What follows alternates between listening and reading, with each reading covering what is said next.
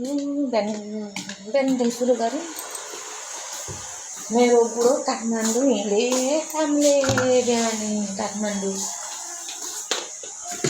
अब के गर्नु छोरीलाई खाना छिटो पकाउँदैछु माको उठ्दैन के गर्नु ढिलो भइहाल्यो घरपाती खाएर त्यही हो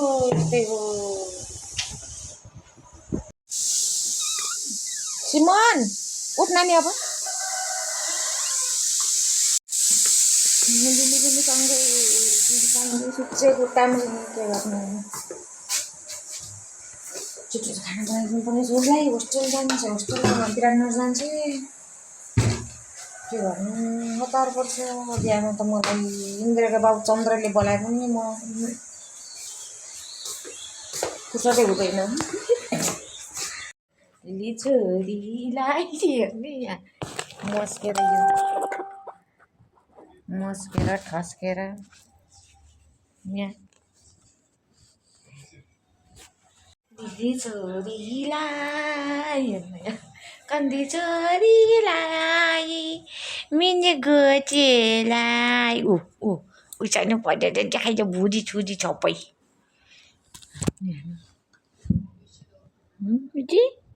मुझे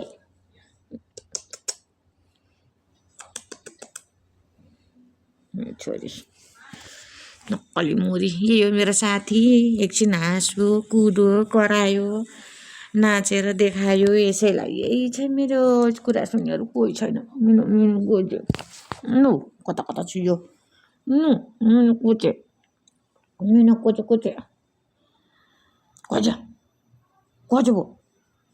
खोज भन चुच्चोलाई माया लाग्दियो अघि अयो आमा दही मुला खाइदिएको यो चाहिँ व्रत थियो र दही ल्याएको चाहिँ अलिकति खाएको थिएँ अनि अहिले पानी नघोलेर खाएको थिएँ नि घाँटी दुख्न थालिहाल्यो खोकी लाएन मर्यो फेरि के गर्नु परमेश्वरी ज्वराउन आँट्यो फेरि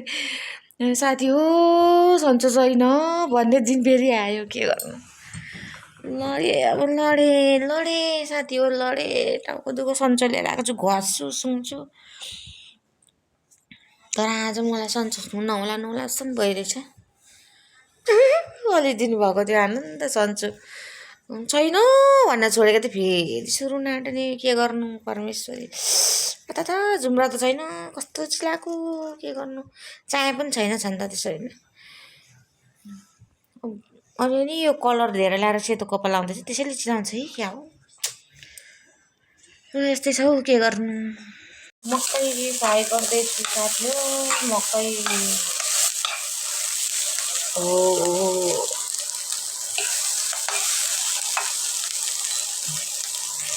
मनपर्छ मलाई त मनपर्छ एक्लै चाहिँ घरमा के गर्नु चाहियो त बिरक्क लाग्छ बाहिर अवस्था बाहिर पछाडि हाम्रो पछाडिपट्टि सुक्खा बारी यस्तो छ त हाँचुङ गरेर चिनाले बुझाइदिनु जानेले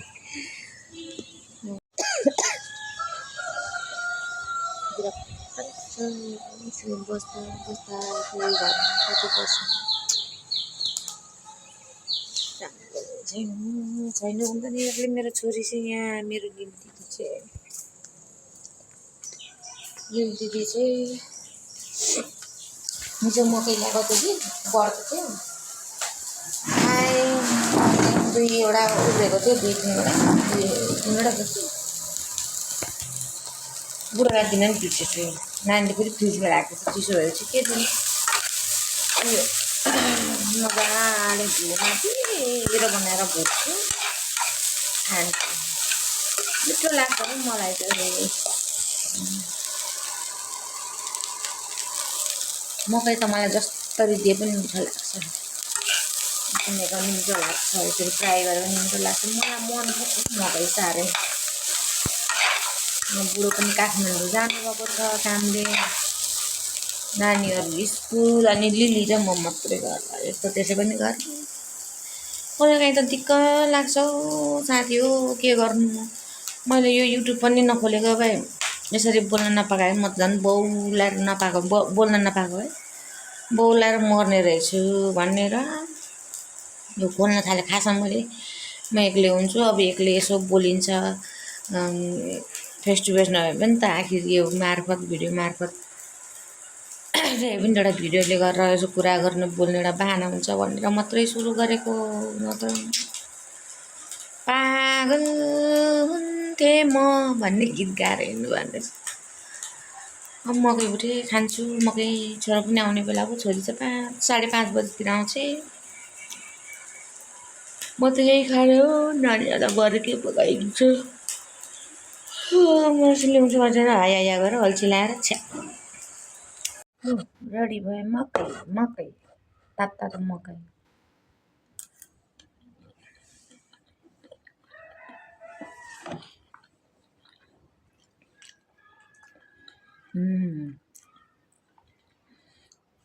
यम्मी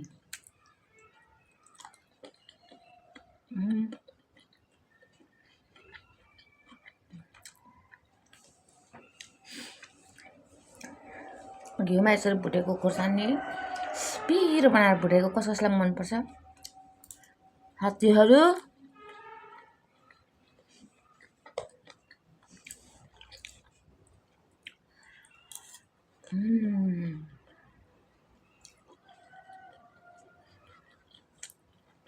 मलाई असाध्यै मनपर्छ खोर्सानी पनि हालेको छु अकबर पनि छ धुलो अकबर पनि हालेको छु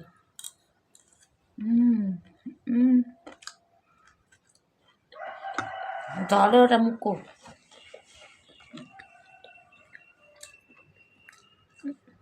हुन्छु कसले यसो भन्नुहुन्छ साथी मुखमा यसो हालेको झऱ्यो भने उठाएर खाने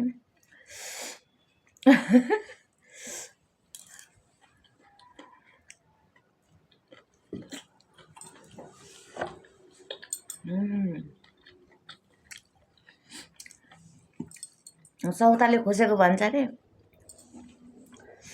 अनि दिन्छु त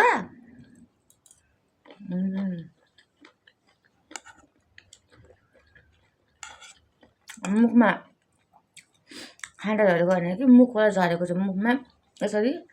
लाएर झरेको थियो सौताले खोज्छ भन्थ्यो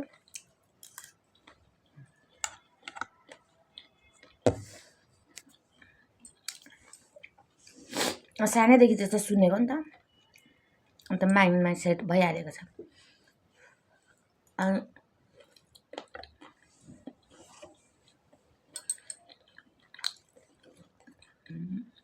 अनि खुट्टामाथि खुट्टा राखेर मिच्नु हुँदैन पखाल्नु हुँदैन खुट्टाले त्यसरी पनि अनि यहाँ घाँटीमा छुन्थ्यो त्यस्तो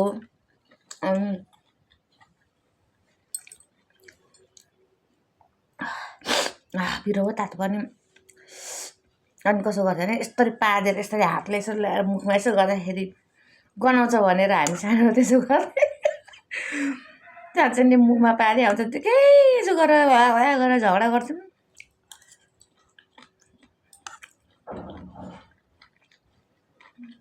अचम्म अहिलेको केटाकेटीलाई थाहा छ नि यस्तो कुरा हामीलाई बदमासी गर्न पनि अर्ग्यानिक तरिकाको आउँथ्यो क्या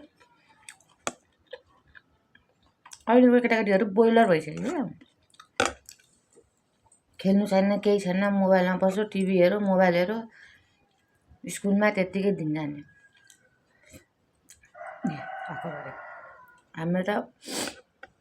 स्कुलबाट गयो आयो 1 घन्टा लाग्थ्यो सुएर बजारमै बस्यो भने कहाँ त्यस्तो अहिले जस्तो गाडीमा जा बसमा आइज त्यस्तो हुँदैन थियो हिँड्दै जा हिँड्दै आइज खै आमा बाउलाई हामी त अहिले नानीहरूलाई उता दोकान पठायो भने गाडी कुद्छ यस्तो छ त्यस्तो छ भन्छ हामी त खै त्यत्रो बजारको बाटो हिँड्दै गन्थ्यो आउँथ्यो पठाउँथ्यो आमा बाउले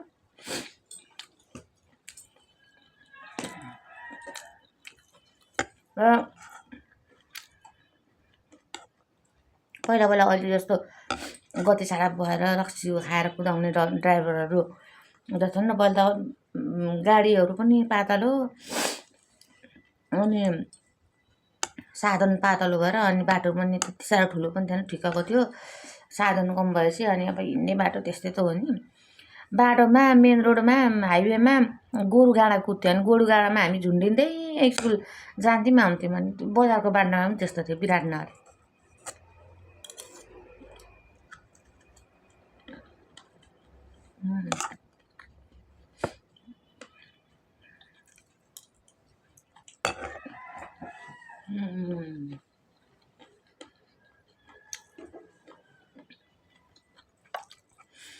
अन्य केटाकेटीलाई के हो गोरु गाडा के हो गोरु थाहा छैन पङ्खा खोलेको पङ्खा गर्मीको पिरोले फेरि तल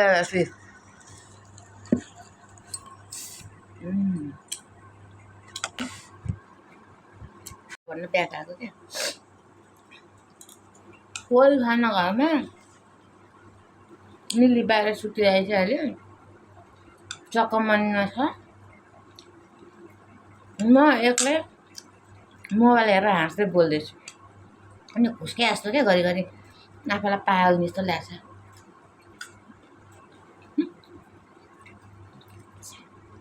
के गर्नु लाइफ खोर्सानी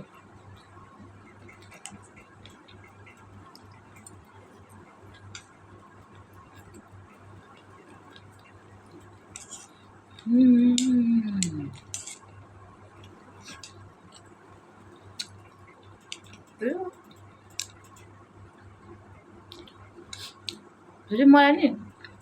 पिरो खान्जेल मात्रै हो क्या जिब्रो पोल्ने अब एकछिनमा खाइसक्छु नि पिरोको पी पनि मलाई फिल हुँदैन हौ जिब्रै मरिसक्यो मेरो त जति खायो परेन नि गाह्रो हिरो पल्टेर गयो हिरो भोलि पिकनिक अरे अनि लुगा चाहियो अरे हौ यो केटाकेटीलाई पनि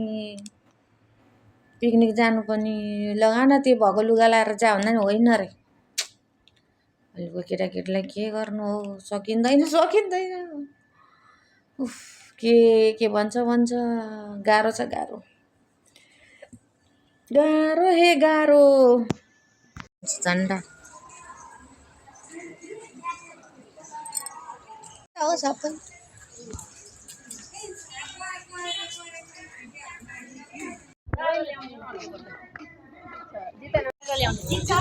जितिहाल्छन्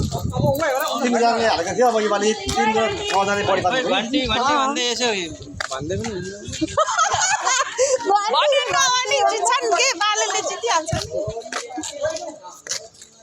घन्टीमा हो घन्टीमै त्यो घरमा गेटमा झन्डा घन्टीको झन्डा घन्टीको यहाँ पनि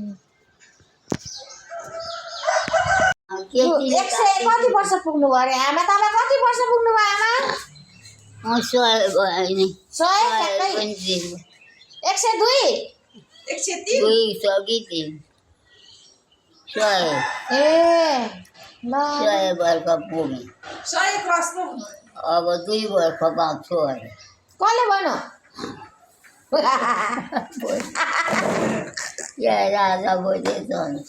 राजा बसेका छन् को राजा महेन्द्र कि वीरेन्द्र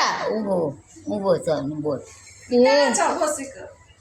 बाहुनले पनि भन्छन् बाहुने हो कि तिनीहरूका घरमा ए अघिदेखि नै खाएको होइन हो मेरो बुढोको घरै यही हो घरै यही हो अब घरै अब तपाईँको घर चाहिँ कता हो नि आमा तपाईँको घर चाहिँ कता हो नि मलाई घर कतिवटा बनाएँ मैले ए घरै घर है घर बनाएँ मङ्गलबारेमा बनाएँ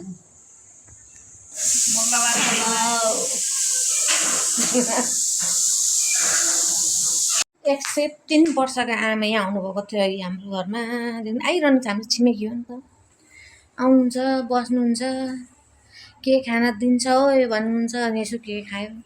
खाना दियो दही चुरा मन पराउँछ त्यो दही चुरा खानुभयो चिया पकाएर दिएको थिएँ मैले चिया खानुभयो बिस्कुट चाहिँ पोका पार्नुभयो सुन्तला दिएको थिएँ त्यो पनि झोलामा हाल्नुभयो कति भारी बोकाएको मलाई कति भारी मलाई खानेकुरा कति दिएको भन्दै जानुभयो खुसी भएर जहिले आउनुहुन्छ बाटोमा अनि अलिकति बुढो भएर पनि होला कि जहिले आफ्नो छोराछोरी खोज्नुहुन्छ बिचरा कहाँ छस् हौ कता छस् मलाई लिन आइज ए छोरी भन्नुहुन्छ घरि खै कता अघि भन्नु खै कहाँ पो भन्नुभयो छोरा हो त्यहाँ म जान्छु भन्नुहुन्छ खालि खोज्दै हिँड्नुहुन्छ अयो के गर्नु त्यत्रो उमेर हामी त बाँच्न सक्दैनौँ होला हौ त्यत्रो उमेर त हामी त कहाँ बाँच्छौँ होला र त्यत्रो बेरसम्म त्यत्रो वर्षसम्म त अस्ति भर्खर हाम्रो धम्बुवा पनि 103 वर्ष लागेर बित्नुभएको आमा पनि 103 100 भए अब 100 नागेर यति भन्दै हुन्थ्यो 103 वर्ष अब 2 वर्ष मात्र बाँच्छु अनि मर्छु भन्नुहुन्छ कसले भन्नु भनेको खै कसले बाउले भन्नु कसले भन्नु भन्दै हुन्थ्यो अघि यस्तो जिन्दगी हामी त त्यतिसम्म त बाँच्न सक्दैनौँ होला हाम्रो अहिलेको खानपिनले गर्दा पनि चुनाव आयो चुनाव ए या इलेक्सन यसमा त होली पनि हुँदैन राम्रो भन्दैछन् के हो डरमर्दो पो भयो त इलेक्सनको 2 दिन अगाडि नै 1-2 दिन अगाडि नै होली शान्तिपूर्वक होस् सबै खाना पनि पकाउनु पर्ने मकै बसालिरहेछु मकै खानु खाना खानु यतिखेर ल्याएको छ मकै उसिनेर दिनुपर्ने खाना अलिअलि बनाइदिन्छु